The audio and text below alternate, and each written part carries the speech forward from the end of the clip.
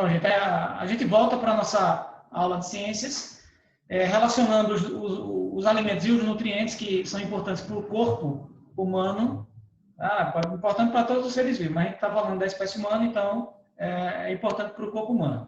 A gente comentou da água, dos minerais e das vitaminas, certo? E aí faltam carboidratos, lipídios, proteínas e ácidos nucleicos. Desses aí, carboidratos e lipídios e proteínas, eles são mais chamativos porque ácidos nucleicos têm uma moldagem de conteúdo que ela fica mais bonita, ou seja, mais difícil, quando chega lá no primeiro ano. Certo? A gente vai trabalhar o controle genético celular no primeiro ano e o aluno se esbalda naquilo que ele precisa.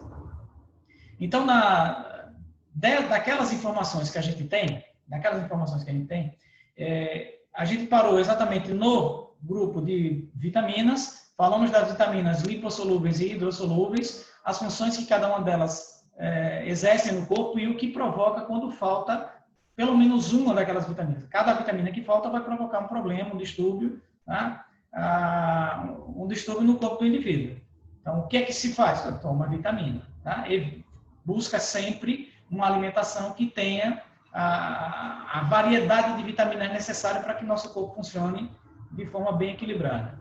Bom, e os carboidratos? Os carboidratos, a gente tem uma outra história aqui para eles. Desse grupo de carboidratos, aqui, beleza? Desse grupo de carboidratos, então, olha ele aí. Primeiro, a gente vai ter que analisar. Cada grupo de substância tem funções gerais, mas cada tipo de substância presente nesse grupo tem funções específicas no corpo. Então, o que a gente vai tentar analisar são essas variações aí, certo? Então, a gente está seguindo. Funções gerais dos carboidratos. Primeiro, função primária. A fonte primária de energia. Então, toda vez que o nosso corpo precisa de energia, essa energia ela é extraída do alimento. Que tipo de alimento? Carboidrato. Existem outras fontes de energia? Tem, outros alimentos que são fontes de energia. Na sequência, seria isso. Carboidratos, lipídios, proteínas. Certo? Por quê? Porque proteína, tem uma proteína, um tipo de proteína que ali é reserva de energia. Mas assim que um corpo começa a consumir suas proteínas, as proteínas têm várias outras funções que são mais importantes, certo? Para esse grupo. Então, a gente tem os carboidratos e os lipídios como compostos energéticos. Os mais energéticos são os lipídios. Por exemplo, quando a gente pega 1 grama de cada substância, 1 grama de lipídio, 1 grama de proteína e 1 grama de carboidrato, proteína e carboidrato, para cada grama tem 4 quilocalorias de energia armazenada, em média. 1 grama de lipídio tem 9 quilocalorias. Então, é o dobro da quantidade, mais do dobro, né, da quantidade de energia proporcional em relação a carboidrato e lipídio. No entanto, durante o processo de respiração celular, não sei se vocês lembram, como é que a célula extrai energia dos alimentos? Ela pega e degrada, passa por um processo chamado de respiração celular que ocorre em grande parte na mitocôndria, para fazer com que a energia contida nas ligações químicas daquele composto seja liberada e aí a gente use na forma que a gente necessita. Muitas vezes vocês vão ouvir falar numa coisa chamada de ATP, certo? Que também é um composto energético. Na verdade, é um componente imediato. Você precisa de energia, o ATP entrega. Só que ele não é fonte de energia. Ele tem a energia, tá? Para ser desmembrado e a gente utilizar. A fonte de energia que a gente está obtendo no alimento é o carboidrato e o lipídio, certo? Primariamente o carboidrato. Então, a função principal dos carboidratos vai ser essa. Não é a única, mas é a principal. Porque eles também apresentam função de reserva energética primária. Acabou o carboidrato mais simples que tem no corpo. Então, de onde é que eu vou extrair a fonte de energia para que minha atividade celular ela aconteça? De outro carboidrato um pouco mais complexo. Certo? Que existe no corpo e que a gente vai retirar dessa região de armazenamento, vai ser no fígado, e aí vai transformar isso daí em energia para que a gente possa manter nossas atividades. A outra função seria a função estrutural, ou seja, constituir partes do corpo. não cabeça, não isso, mas da célula, certo? Ela participa da composição de células, que a gente vai analisar onde cada um deles pode ser encontrado, beleza? Bom, esses carboidratos, eles vão ser classificados de acordo com a sua estrutura molecular. Aí, falar estrutura molecular já é um assunto para nono ano e primeiro ano, certo? Então, a gente vai chamar de monossacarídeos. Olha só, o termo que a gente vai usar, mono. Mono quer dizer um, então é o simples, certo? O grupo de carboidrato mais simples são os monossacarídeos. Existem alguns tipos, só que a gente vai trabalhar basicamente com 5, certo? Aí a gente tem glicose, a gente tem frutose, ribose, tá? Então a gente vai analisar alguns exemplos de monossacarídeos, que lá no ano vocês vão entender a nomenclatura específica, porque que tem, cada um deles tem esse nome bem definido. O outro grupo seriam os oligosacarídeos. Dos oligosacarídeos, o mais importante está aí, disacarídeos. Já dá para entender mais ou menos o que é. Mono fala de um, oligo fala de poucos. Di falam de 2. Então, você tem esse negócio de sacarídeo. Gente, de onde é que vem esse termo? Os carboidratos, na maioria dos grupos, eles apresentam um sabor adocicado que os faz caracterizar, serem caracterizados como açúcar. Então, na verdade, carboidrato a gente tem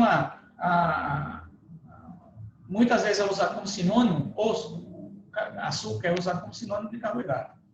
Lembrando que o que define açúcar, certo? Não é só uma propriedade química que ele tem de ter o sabor adocicado.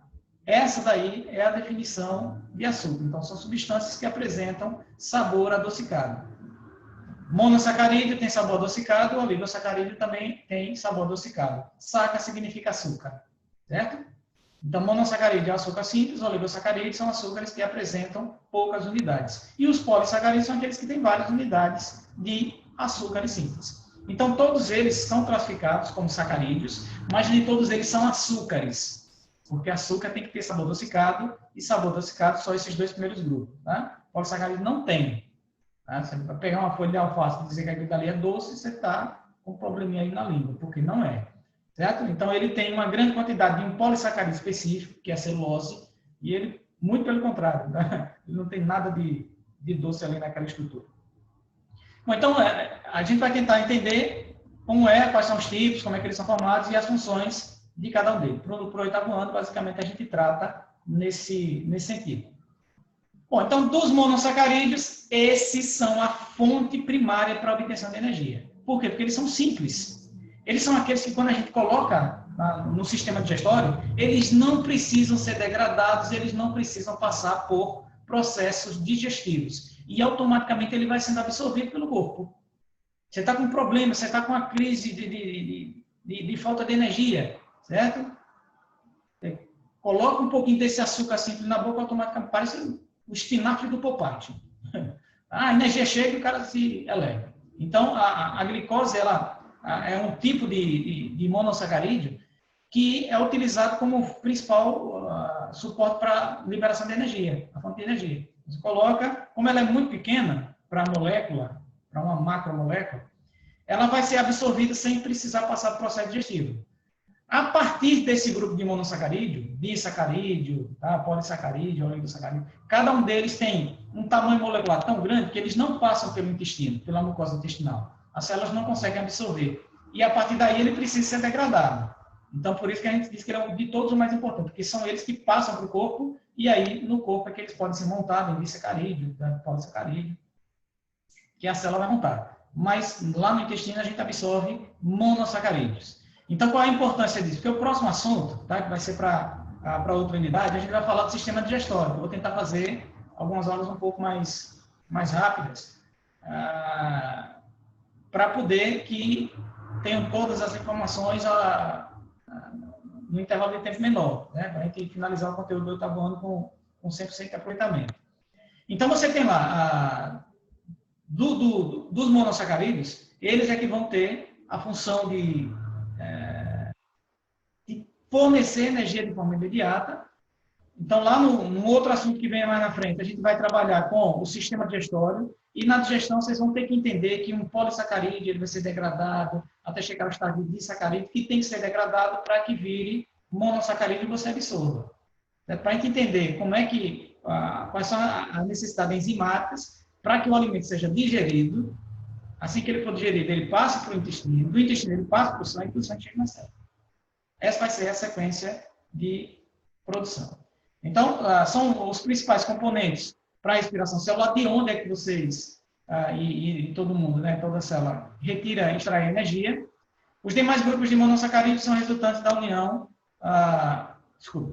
de carboidratos, tá, gente? Os demais grupos de carboidratos, palavrinha aqui eu tenho que corrigir, então antes de eu mandar o slide para a turma, eu corrijo isso daqui mais uma vez. Os grupos de carboidratos são resultado da união de 2 ou mais monossacarídeos. Então, eles são o componente básico para a formação dos demais grupos de substâncias carboidratos.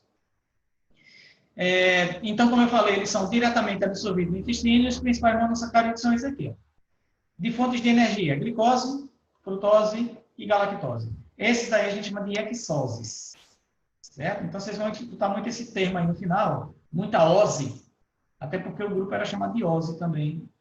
Glucídios, glicídios, açúcares, carboidratos e oses, tá? Monossacarídeos. Então, você tem alguns termos que poderiam ser usados para definir esse grupo daqui. Então, a glicose, a frutose e a galactose são substâncias que a gente extrai do alimento. Glicose, praticamente todo tipo de organismo você vai encontrar. Frutose, olha, imagine só onde é que eu vou achar uma frutose.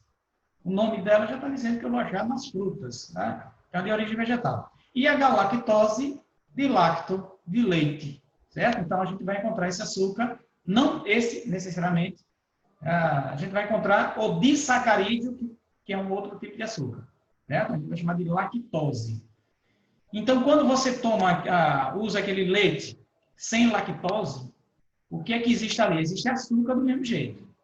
Só que a unidade de açúcar mais complexa, que era a lactose, teve a ação de uma enzima, que é a lactase, quebrou a lactose e separou em 2 componentes, que são os componentes que formam aquela substância. Por isso que tem açúcar, mas não tem a lactose. E aí não fará mal para aquela pessoa que tem intolerância à lactose, porque esse problema é em virtude da falta de enzimas para quebrar a lactose. E aí as bactérias fermentam aquela substância no intestino e provocam todo aquele distúrbio característico, barriga inchada, gases, tá? Diarreia, são características da intolerância à lactose. Bom, então, a gente tem o primeiro grupo, que é fonte de energia, glicose, frutose e galactose, e o segundo grupo de monossacarídeos, que é a ribose, que vai formar o RNA, e a desoxirribose, que vai formar o DNA. Por isso que aqueles ácidos, eles têm esse nome engraçado, né? Eles são chamados de ácido ribonucleico. São ácidos que estão no núcleo e que tem ribose. Ácido ribonucleico. Desoxirribose, então, vai formar o DNA. O ácido desoxirribonucleico. É um ácido que está no núcleo e tem a desoxirribose. Certo? Então, o nome do açúcar definiu, basicamente, a estrutura do nome de cada ácido presente no núcleo celular e no citoplasma celular, que coordenam, controlam todas as atividades. São os ácidos nucleicos. Tá? Será o último grupo de substância avaliado. Passando a página aqui para os disacarídeos. Bom, então, disacarídeo é um tipo de oligosacarídeo, porque ele tem pouco. Tá? Ele tem pouco monossacarídeo, ele tem poucos açúcares ligados, ou seja, 2, 3, 4. E é formado pela união, no caso dos disacarídeos, formado pela união de 2 monossacarídeos. Daqueles 3 que a gente avaliou, glicose, frutose e galactose, eles vão se juntar, se unir de formas possíveis para que identifiquem um tipo de carboidrato diferente. Tá? Então, a gente vai ter aí glicose, frutose e galactose interagindo, se unindo 2 a 2, sempre a glicose sendo um desses 2, para produzir os principais disacarídeos. Lembrando que, assim como os polissacarídeos, eles também são relativamente grandes, não passam pela mucosa intestinal, e aí tem que ser degradado, tem que ser degradado para liberar os 2 componentes, no caso dos disacarídeos, os 2 componentes que ele tem. Tá? Separou, você absorve cada um deles, e aí o intestino faz o papel de absorver, passar para o sangue e transportar para a célula. Então, os principais disacarídeos são esses. A maltose, que ela é formada pela junção de duas glicoses. Então, quando a gente for estudar lá na frente, no próximo assunto, a digestão do amido é quebrado em oligosacarídeo, que é quebrado em disacarídeo. Então, que disacarídeo é esse? Esse disacarídeo é a maltose. Tá? Porque um amido é formado pela união de milhares de moléculas de glicose. Tá? Um componente de reserva. Então, aquele contexto todo vai fazer com que vá degradando, ficando 2 a 2. E cada vez que tem duas moléculas de glicose ligadas entre si, formando uma substância diferente que é a maltose, aí a gente tem um disacarídeo. Certo? Então, ele precisa sofrer a digestão. Sacarose é o açúcar comum. Tá? Aquele açúcar da cana, aquele que a gente bota no suco, no café. Ele é formado pela união de 2 carboidratos monossacarídeos. Um deles é a glicose e o outro é aquele que está presente nas plantas, que é a frutose. Está aqui, ó. Glicose mais frutose. Certo? Então, vocês vão precisar lembrar dessas combinações. Maltose é formado por 2 glicoses. Sacarose é uma glicose e uma frutose. E a lactose, ela é formada por glicose e galactose ao mesmo tempo. Certo? Ou seja, toda vez que você faz a digestão da maltose, você libera 2 glicoses no intestino e você absorve. Toda vez que você faz a digestão da sacarose, você libera uma glicose e uma frutose. Tem que lembrar disso, porque isso aí vai ser questão futura, tá? Para vocês responderem nas provas que virão. Beleza? Então é importante que vocês lembrem dessas combinações. Tá? A função geral é simples, mas dessas combinações é importante, é o ponto mais marcante daqui. Pegando o aviãozinho para que a gente chegue no outro tipo de carboidrato, que é o carboidrato polissacarídeo, certo? Carboidrato polissacarídeo são aqueles formados pela união de vários monossacarídeos. Que tipo, geralmente é esse, é a glicose, tá? Geralmente são várias moléculas de glicose interligadas. Eles podem ter 2 funções, tá? Uma função estrutural e uma função de reserva de energia. Os principais são amido e celulose, e o glicogênio. Então, a reserva energética humana, ela é o glicogênio. Glicogênio já está dizendo mais ou menos o que ele é. É um gerador de glicose, ou seja, é uma substância que vai estar presente no indivíduo, que vai guardar suas glicoses. Assim que você precisar, você tem a fonte, tá? A sua reserva primária. Porque a gente tem uma outra reserva, mas uma reserva secundária de energia, que é a gordura. Certo? Então, onde é que ela fica localizada? No fígado. Então, você comeu muita glicose, tá? Passou pelo intestino, absorveu, é muita glicose no sangue, a célula não precisa, não pode também ficar no sangue, porque se ficar no sangue você vai ser considerado um diabético. Então, o que é que vocês vão precisar? Vocês vão precisar guardar em algum ponto do corpo. Então, onde é que a gente guarda? A gente guarda no fígado. Então, o fígado vai ser a fonte de reserva, tá? O ponto de reserva, para que toda vez que você precisa de glicose, ele extrai do sangue. Então, a insulina, que é o hormônio que regula a taxa de glicose no sangue, você liberou pelo pâncreas, a insulina chegou lá no sangue e guarda e joga para a célula. Certo? Vai jogando para a célula. E também você consegue fazer isso armazenando no fígado. Então, ela joga para a célula, armazena no fígado. Mas tem muita glicose no sangue.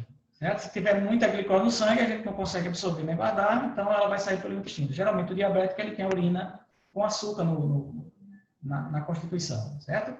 Então o glicogênio está lá com reserva. Porque quando a gente passou um dia, não comi nada, fonte de carboidrato não tive nenhuma, então eu vou precisar de energia. Então de onde é que eu retiro? Do fígado. O fígado degrada, tem um hormôniozinho lá chamado de glucagon, que vai agir no fígado, vai transformar o glicogênio gerando glicose. A gênese é disso que origina. Então, ele vai liberando as glicoses e a gente vai utilizando para a produção de energia necessária. Só que, quando a gente vai comer, o capítulo lembra, é alimentos e nutrientes. Quando a gente vai comer,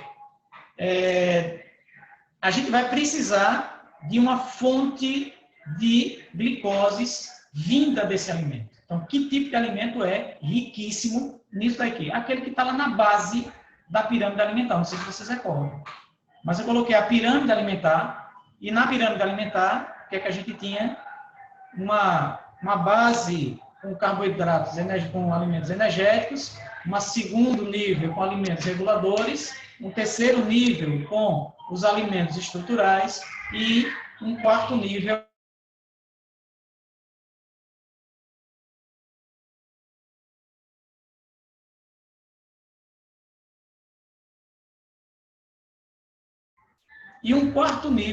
tá, da pirâmide com aqueles alimentos superenergéticos.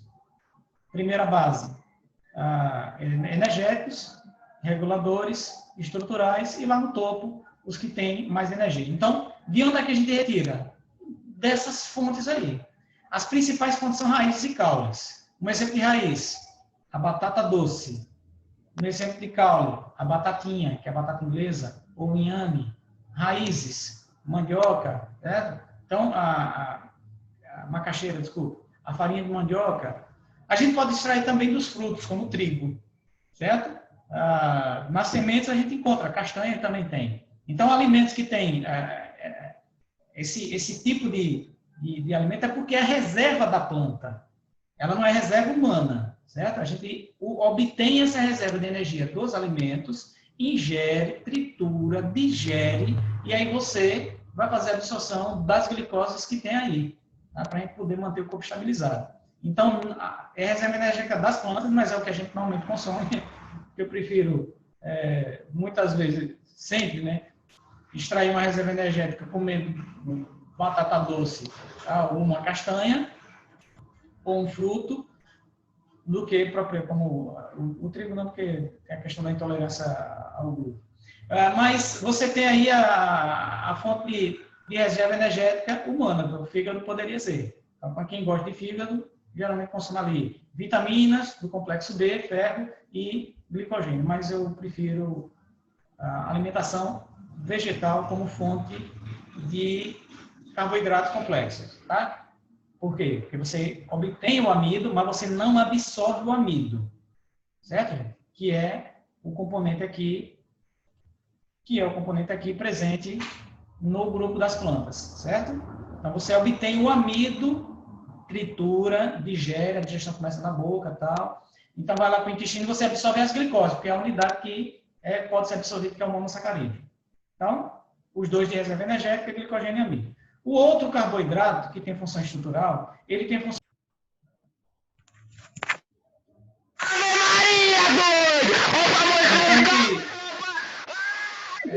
Está explicando para vocês aqui a respeito da... Para a gente finalizar, né, dos carboidratos, estava aqui já no grupo dos polissacarídeos. Né? Vou voltar aqui um pouquinho. Só um minuto, viu?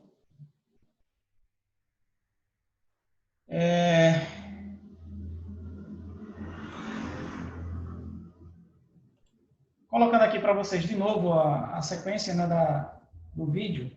Então, você tem lá a reserva energética humana, a reserva energética das plantas.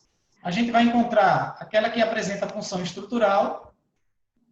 E aí, essa celulose, vocês lembrem que ela não é nem digerida, muito menos absorvida em nenhum componente do corpo humano. Certo? Quando ela chega no intestino, ela passa pelo intestino. A celulose que a gente armazena, a celulose que a gente ingere, ela nada mais faz do que ficar no intestino e aumentar o volume de fezes. Então, ela é importante porque não serve. Ela é importante porque a gente não absorve. Apesar dela não ser digerida, mas ela tem uma função importante que é armazenar, reter água no intestino, e essa água retida no intestino, ela tem como função facilitar o fluxo fecal. Então, o intestino ele funciona melhor, ele funciona sem um enrijecimento das fezes. Não tem fezes endurecidas. Não tem ressecamento intestinal. E aí, uma das consequências do ressecamento fecal, tá, que é a prisão de ventre, é, por exemplo, provocar o que a gente chama de hemorroidas, né, que é sobrecarregar muito a passagem do reto e aí interferir naquela veia que fica na região retal, provocando uma varize, certo? Que na hemorroida, na verdade, é uma varize. Então, ela tem uma função importante. facilita o fluxo fecal, porque ela fica retida no intestino, tá? Então, a fibra, porque existem dois grupos de fibras, fibra vegetal seca e aquela que armazena água, tá? Então, tem alguns tipos de alimentos que são riquíssimos em fibras e que ele provoca ainda mais retenção do alimento no intestino, tá? Porque ele não segura água. Mas existem fibras vegetais que fazem esse papel, tá? É importante sempre que a nossa alimentação tenha uma certa quantidade de fibras, que a gente não digere, não absorve, fica no intestino, retém água no intestino grosso, porque esse intestino grosso, que é o local onde a gente vai absorver maior quantidade de água, ressecar, então você pode ter um distúrbio muito mais agravante, certo? Então, por isso que ela é importante, porque evita ressecamento fecal, evita prisão de ventre. É um ponto marcante, certo? Então, está lá, não sofre indigestão, provoca aumento de retenção de líquidos, e aí a gente inicia uma outra sequência, tá? Vou só colocar a parte introdutória mesmo, que são os lipídios. Os lipídios eles vão apresentar duas funções importantes. Uma delas é a função de reserva energética secundária, mas a outra delas é a função reguladora, certo? Mas também apresenta a função estrutural. Então, a gente tem três importantes funções. Lembrando que reserva energética secundária, porque a fonte de energia é o carboidrato, e a reserva de energia primária é também carboidrato, que é o glicogênio. Então, a gente vai precisar de uma outra reserva de energia, que é sempre um lipídio, e esse lipídio vai ser na forma, no nosso caso da espécie humana, na forma de gordura como nos animais. Nas plantas é o óleo, certo? O óleo é uma forma de reserva energética. Só que existem outros tipos de carboidrato, de lipídios, que têm outras funções, como, por exemplo, os esterídeos. Tá? Tem os hormônios esteroides, tá? Os esterídeos. Então, aquele esterídeo ele tem um componente importante, que é um álcool, chamado de colesterol, que tem uma função na regulação, porque ele é precursor de hormônios sexuais, certo? Então, a gente vai trabalhar esse daí. E na função estrutural, tá? Tem o fosfolipídio, que vai formar a membrana plasmática, tem o esfingolipídio, que está presente na baía de mielina. Cada um deles a gente vai ter que analisar estrutura e função, certo? Então, dos componentes de lipídios, a gente tem o álcool, que varia para cada grupo, e os ácidos graxos, que é o componente apolar do lipídio. Então, o que é que eu vou fazer? Eu vou finalizar na aula de hoje aqui, para não ultrapassar o nosso limite de tempo, para que a aula não fique muito extensa, e o vídeo também não fique muito longo para quem for assistir depois e revisar, certo? Até porque a gente tem um tempo limite para fazer essa gravação, beleza? Então, eu encerro aqui. Assim que tiver possibilidades de vocês entrarem em contato, é só entrar em contato, o grupo vai estar aberto, podem questionar que eu respondo assim que possível.